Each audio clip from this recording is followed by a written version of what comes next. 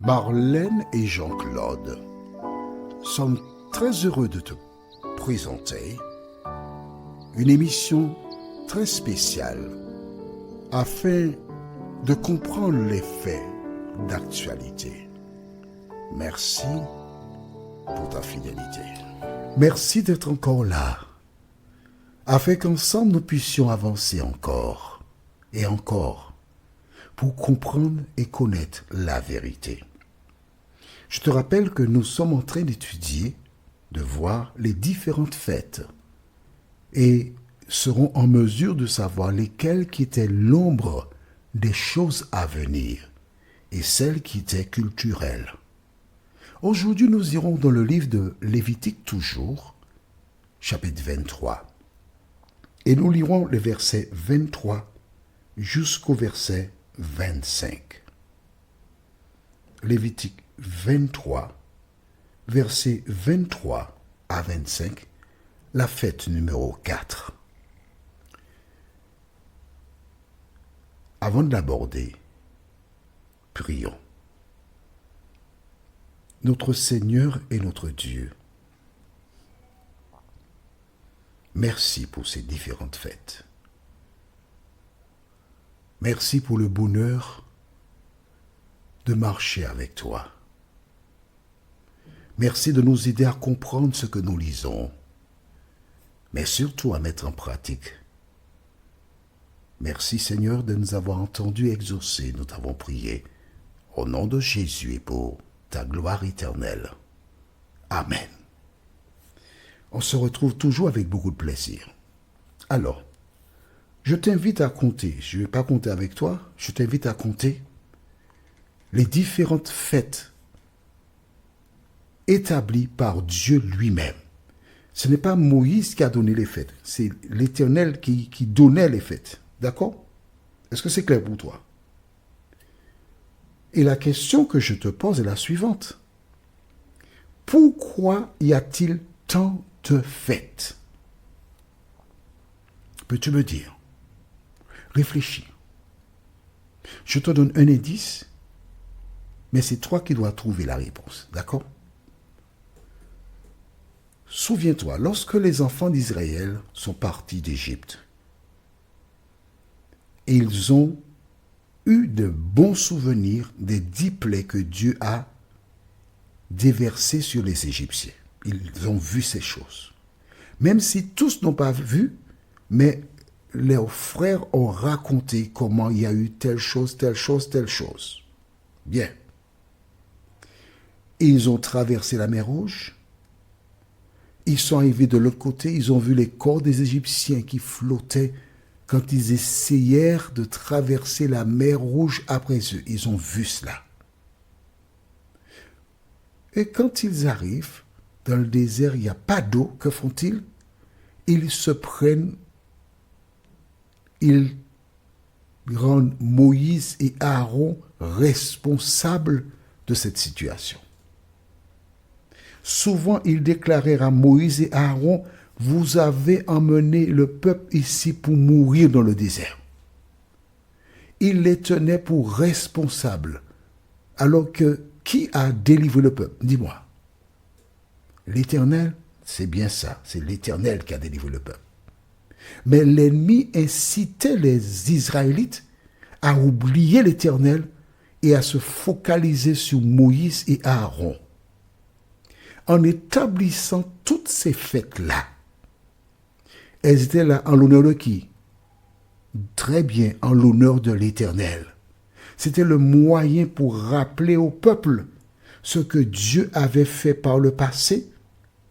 Et ce Dieu qui a fait ces choses peut encore aujourd'hui faire autant pour celles et ceux qui se confient en lui. Est-ce que tu as compris cela? Voilà pourquoi il y avait ces fêtes. Et pour ne pas oublier l'Éternel. Quand une fête est achevée, on se donne rendez-vous plus tard. Rappelle-toi, Jésus est mort à la période de Pâques.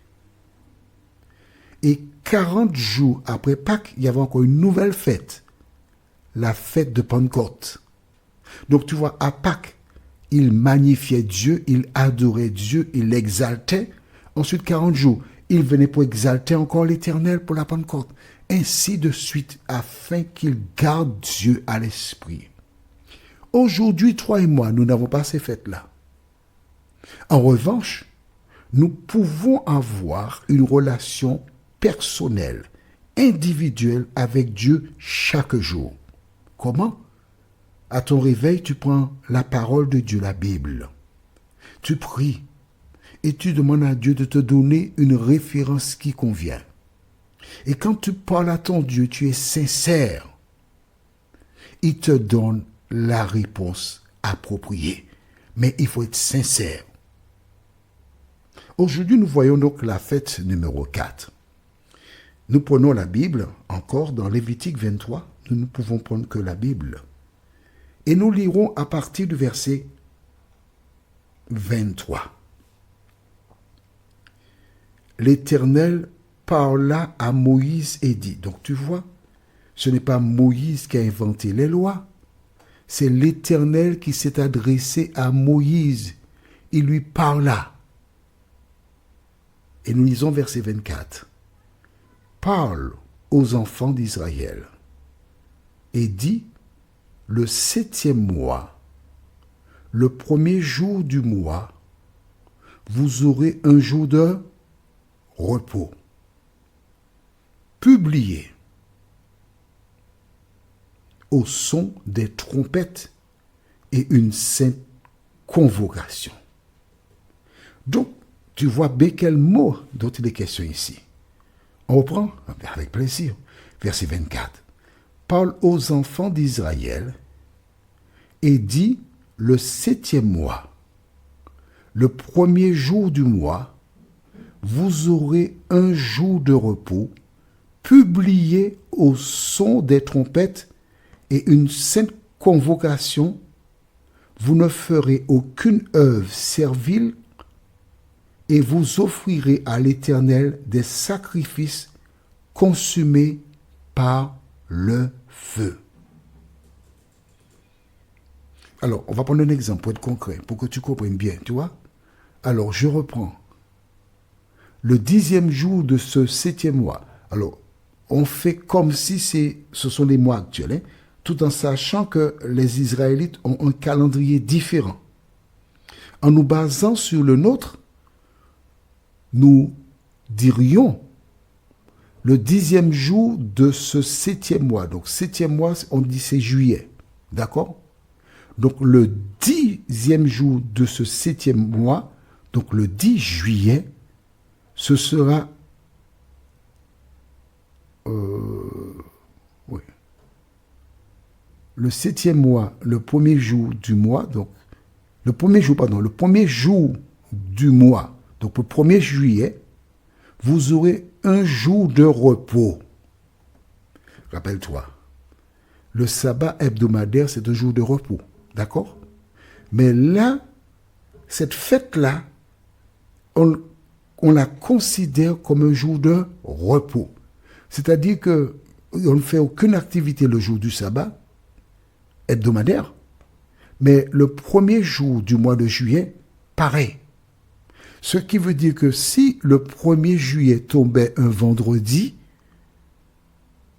c'était une sainte convocation, un jour de repos. Et donc, si c'est un vendredi, le 7e jour, c'est samedi. Donc, ils auraient 2 jours de repos de suite. Est-ce que tu suis? Mais ça, c'est encore une fête culturelle. Avec, tu as bien vu ce qu'il y a là-dedans? On relit verset 25. Vous offrez à l'Éternel des sacrifices consumés par le feu. Donc, il fallait encore présenter des sacrifices. Or, que représentent les sacrifices? Dis-moi. Ouais, dis-moi, que représentent les sacrifices?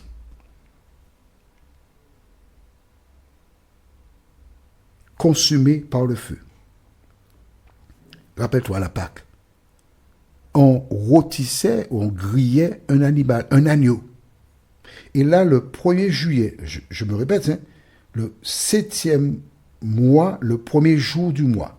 Donc nous avons dit, en prenant ce que nous avons comme calendrier aujourd'hui, que c'est le 1er juillet.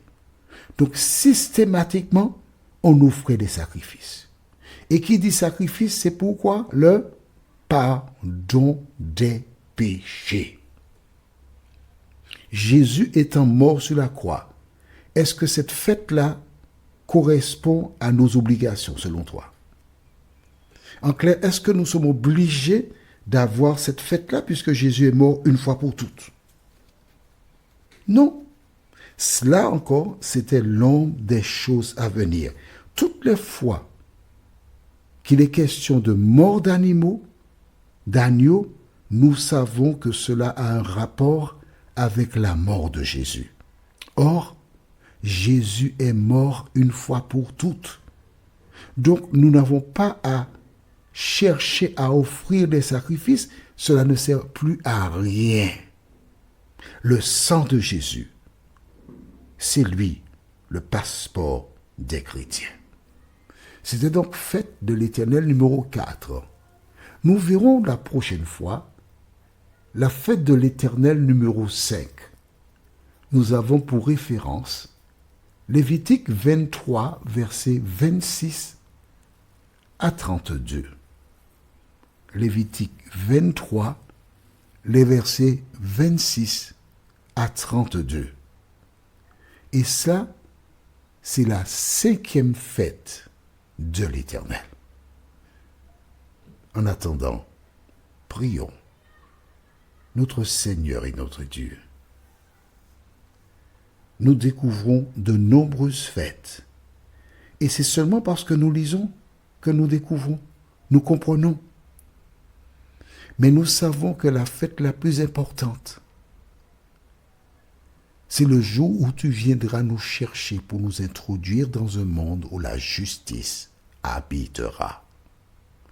En attendant ce moment, Seigneur, merci pour le Saint-Esprit qui nous permet de faire des pas de géant.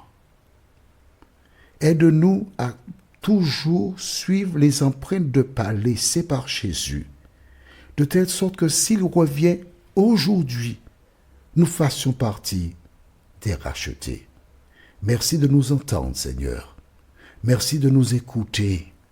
Merci de nous exaucer parce que le Saint-Esprit nous a conduits dans la vérité et nous t'avons fait cette demande au nom de Jésus et pour ta gloire éternelle. Amen. Que l'Éternel continue de te bénir et il nous tarde de te retrouver. Nous sommes parvenus au terme de notre réflexion.